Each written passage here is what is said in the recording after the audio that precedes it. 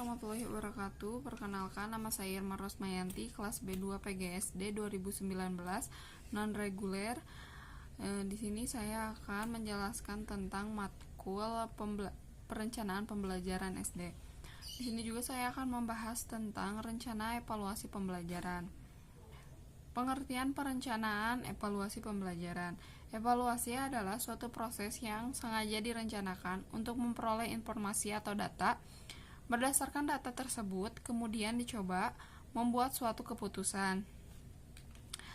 Menurut Norman E. Gronlund, suatu proses yang sistematis untuk menentukan keputusan sampai sejauh mana tujuan-tujuan pengajaran telah dicapai oleh siswa.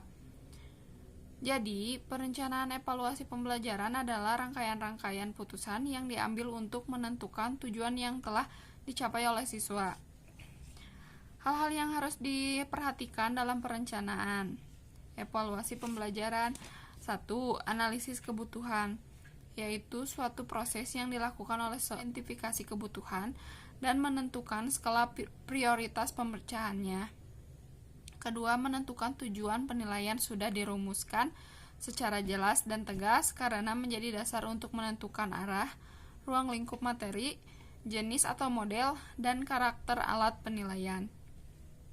Yang ketiga, mengidentifikasi kompetensi dan hasil belajar. Mengidentifikasi kompetensi dilakukan oleh guru berdasarkan kompetensi dasar hingga belajar indikator. Yang keempat, penyusunan kisi-kisi. Penyusunan kisi-kisi agar penilaian relevan dengan materi pembelajaran yang sudah disampaikan guru kepada peserta didik.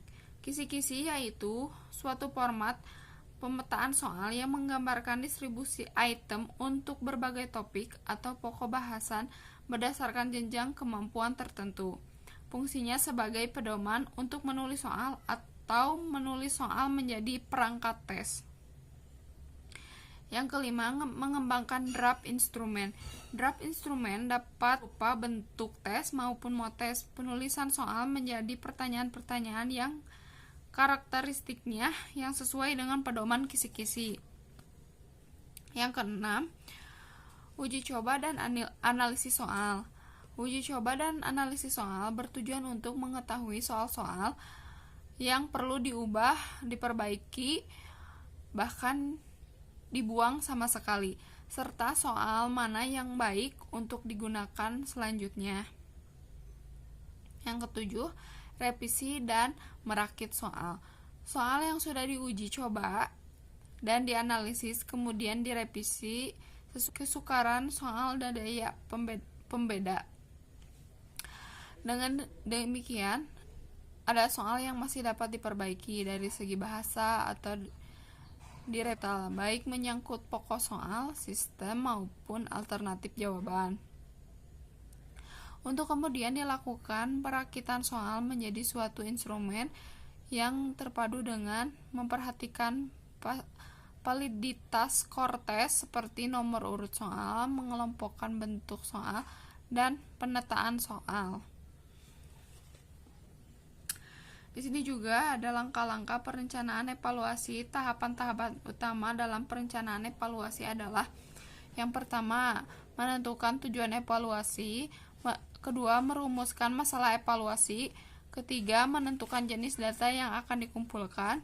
Keempat, menentukan sampel. 5, menentukan model evaluasi. Keenam, menentukan alat evaluasi. Ketujuh, merencanakan personal evaluasi. Kedelapan, merencanakan anggaran. Kesembilan, merencanakan jadwal kegiatan. Di sini juga ada fungsi evaluasi pembelajaran. Yang pertama, fungsi penilaian sebagai tolak ukur keberhasilan. Kedua, penilaian fungsi penempatan. Ketiga, penilaian fungsi diagnostik. Dan keempat, penilaian fungsional secara selektif. Jadi kesimpulannya, perencanaan evaluasi pembelajaran adalah rangkaian-rangkaian putusan yang diambil untuk menentukan sejauh mana tujuan pengajaran telah dicapai oleh siswa.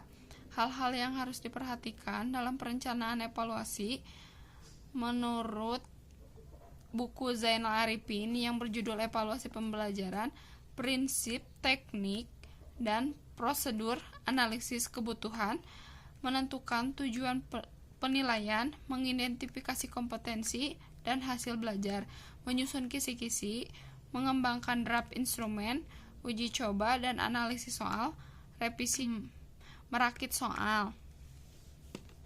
Mungkin cukup sekian presentasi saya. Mohon maaf bila ada kesalahan. Wassalamualaikum warahmatullahi wabarakatuh.